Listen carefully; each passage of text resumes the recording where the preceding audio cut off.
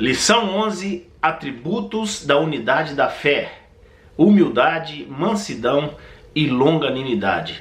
Esta é a 11ª lição do segundo trimestre de 2020, hoje, dia 14 de junho, segundo domingo do mês, onde se comemora o Dia do Pastor. Eu quero aqui deixar as minhas homenagens e respeito a todos vocês que se dedicam ao rebanho de Deus nessa nobre missão. Conheço um pouco das implicações do cargo, função de pastor, e por isso desejo de todo o meu coração que você seja ricamente abençoado por Deus nesse dia especial. Bem, meus irmãos, nós estamos aqui já na segunda lição da parte prática do trimestre. Se você acompanhou meu vídeo lá atrás, quando eu faço uma exposição do trimestre, eu disse que até a lição 9 nós falaríamos de assuntos doutrinários. E as últimas lições 10, 11, 12 e 13 falaríamos de aspectos práticos da vida cristã. Era o desejo do apóstolo Paulo quando escreveu essa sua carta aos Efésios. E hoje, domingo passado, a gente viu a respeito da oração intercessória, e hoje nós vamos ver a respeito de algo muitíssimo fundamental, que é a unidade da fé, a importância de vivermos em unidade, né? Como um só corpo, que não pode ser dividido, né? Que apresente igualdade, homogeneidade, e é a respeito disso que vamos tratar aqui. Quero ler aqui o nosso texto áureo, Efésios 4:1. Rogo-vos, pois, eu, o preso do Senhor, que andeis como é digno da vocação com que fostes chamados. Esse andar aqui fala do modo de proceder, né? Da conduta que nós devemos andar. Como? Conforme a vocação, conforme o nosso chamado, conforme o chamado de Jesus Cristo para cada um de nós. A verdade prática: a unidade na igreja depende de que os crentes evidenciem no cotidiano a humildade, a mansidão e a longanimidade. Então, em primeiro lugar, falar da humildade, que é esse aspecto imprescindível para o fortalecimento da comunhão cristã. E a humildade é uma ação que considera ou reconhece a importância e o valor do outro. Gente, isso é de grande importância para cada um de nós. Humildade não é apenas uma condição estática. Não, ela é parte de algo que precisa do seu esforço, sabe?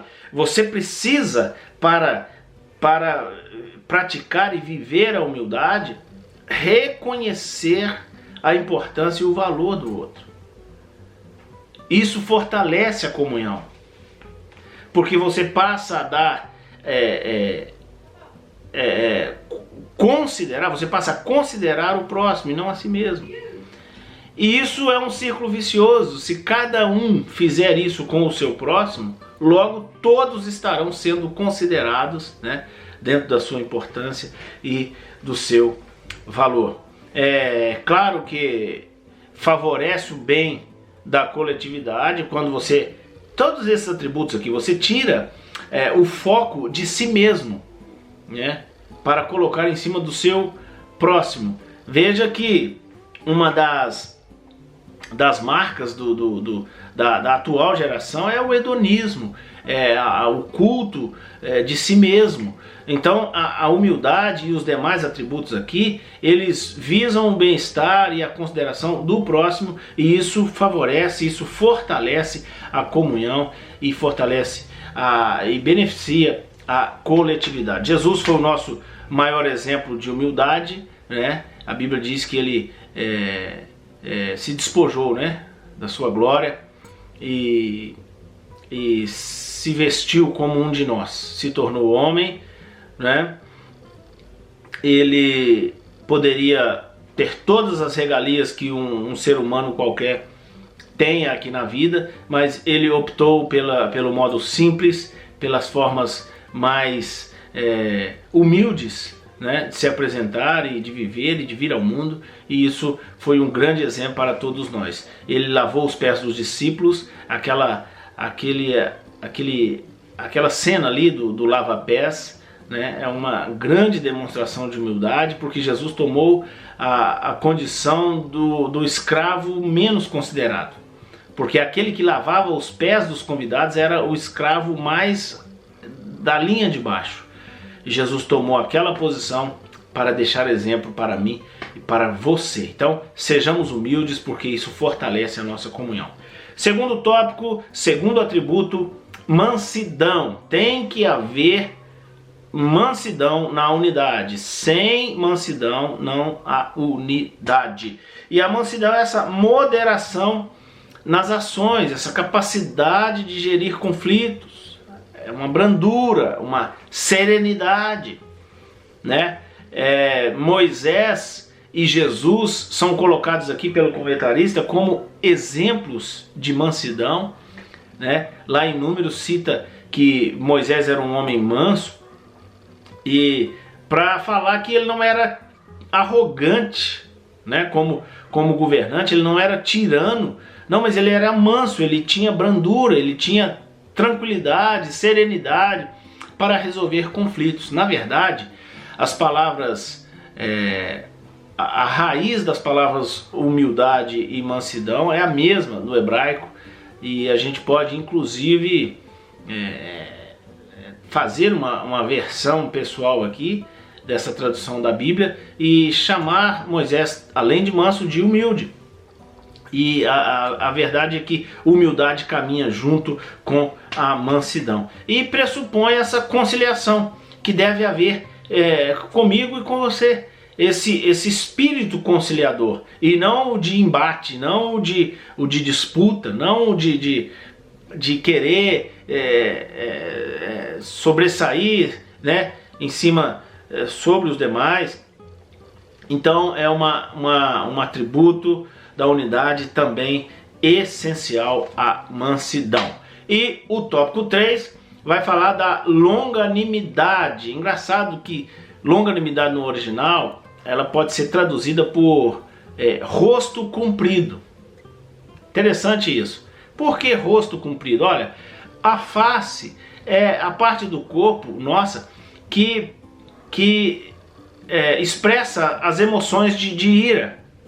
Quando a gente está nervoso, o rosto fica vermelho, o nariz, a gente fica ofegante, né? A gente demonstra expressões também nos olhos, na boca. Então, essa origem desse termo, longanimidade, rosto comprido, para dizer que a pessoa é tolerante com os erros do seu próximo. Ela é como Deus. No Salmo 86 fala que Deus é longânimo e é tardio em irar-se. Quando a gente fala de longânimo, de rosto comprido, a gente está falando que as emoções da ira vai demorar mais a se revelar, né, nesse rosto comprido, neste que é longânimo. Então, a gente deve fazer como o apóstolo recomendou na leitura bíblica em classe, Efésios capítulo 4, versículo 4, né?